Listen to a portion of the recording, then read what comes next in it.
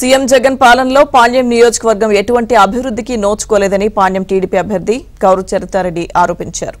MLA Katasani Rambhupal Reddy భూ కబ్జాలు దౌర్జన్యాలకు పరిమితమయ్యారని ఆమె విమర్శించారు. వైసీపీ పాలనలో రాష్ట్రం మొత్తం అభివృద్ధిలో 25 ఏళ్లు వెనక్కి వెళ్లిపోయిందని ఆమె ఆరోపించారు. పాణ్యంలో ఎగిరేది టీడీపీ జెండానే అంటూ ఆమె ధీమా వ్యక్తం చేశారు. రాష్ట్రంలో టీడీపీ అధికారంలోకి రాగానే పాణ్యంను అన్ని విధాల అభివృద్ధి చేస్తామంటున్న గౌరు చరితారెడ్డితో మా ప్రతినిధి Sunkanna face to face. Panyam రాజకీయాలు రసవత్తరంగా మారాయి. గెలుపే లక్ష్యంగా సరికొత్త వ్యూహాలతో పాణ్యం టీడీపీ అభ్యర్థి గౌరు చరితారెడ్డి ఎన్నికల ప్రచారంలో దూసుకెళ్తున్నారు. మనతో మాట్లాడేందుకు పాణ్యం టీడీపీ అభ్యర్థి గౌరు చరితారెడ్డి ఉన్నారు. ఆమెతో మాట్లాడు. ఎలాంటి సమస్యలు మీ దృష్టికి వచ్చాయి?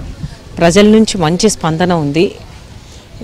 మాకు చాలా సమస్యలు మా దృష్టికి రావడం జరిగింది. ముఖ్యంగా ఈ 16 వార్డులకు సంబంధించి త్రాగునీటి సమస్య విపరీతంగా ఉంది. మేము ఈ కార్పొరేషన్కు ఆదాయం వచ్చేది కూడా మొత్తం 16 వార్డుల నుంచే. కానీ మాకు మాత్రం డే బై డే నీళ్ళు వస్తున్నాయి. అది కూడా ఏ అర్ధరాత్రో ఒక గంట టైం మాత్రమే నీళ్ళు ఇవ్వడం జరుగుతుంది. ఈ సమ్మర్ సీజన్లో అది కూడా లేదు.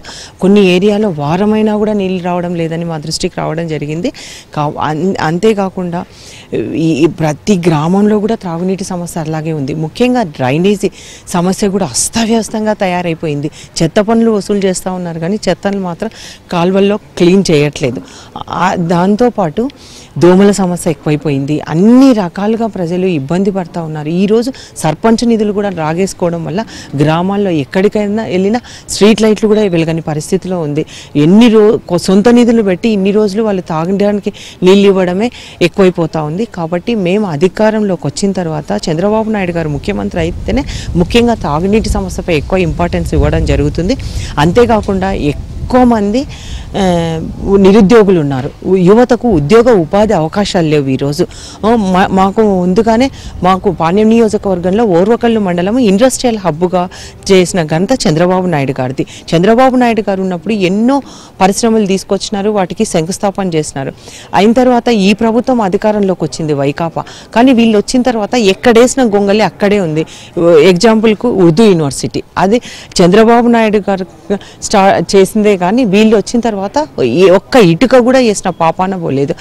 కాబట్టి మేము ఒక్కటే అధికారంలోకి వచ్చిన తర్వాత ఎక్కువ చంద్రబాబు నాయుడు గారితో ఎట్లా ఓర్వకల్లో గవర్నమెంట్ ల్యాండ్ ఎక్కువ ఉంది, అక్కడ పరిశ్రమలు తీసుకొని వచ్చి పెట్టుబడులు పెట్టడానికి ఇండస్ట్రియలిస్టులు వచ్చి తప్పకుండా అక్కడ ఇండస్ట్రియల్ హబ్గా చేసి చదువుకున్న యువతీ యువకులకు స్థానికేతరులకే ఉద్యోగ ఉపాధి అవకాశాలు ఇచ్చేలాగా మేము కృషి చేస్తాము.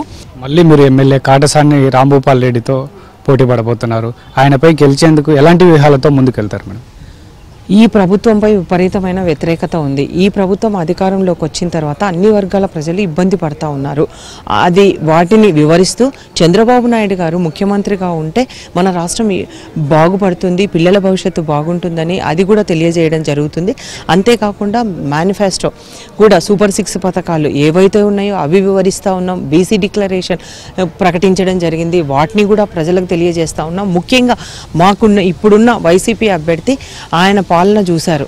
వాళ్ళ అనుచరులు ఎక్కడ స్థలాలు ఉంటే వాటిని కబ్జాలు చేయడము, అంటే వక్బోర్డు స్థలాలు వదిలిపెట్టడం లేదు, దేవాలయ స్థలాలు వదిలిపెట్టడం లేదు, రైతుల పొలాలు వదిలిపెట్టడం లేదు. లాస్ట్కు సెంటు స్థలం దొరికితే కూడా దాన్ని కబ్జాలు చేసి ఈరోజు పార్కులు అయితేనేమి అన్నీ అన్యాక్రాంతమైపోయినాయి. మళ్ళీగానో ఒకసారి ఆయన అధికారంలోకి వస్తే ఇప్పుడు మీరే మా ఇంటిని దోచేసుకోండి అని కీసిచ్చే పరిస్థితి ఉంది.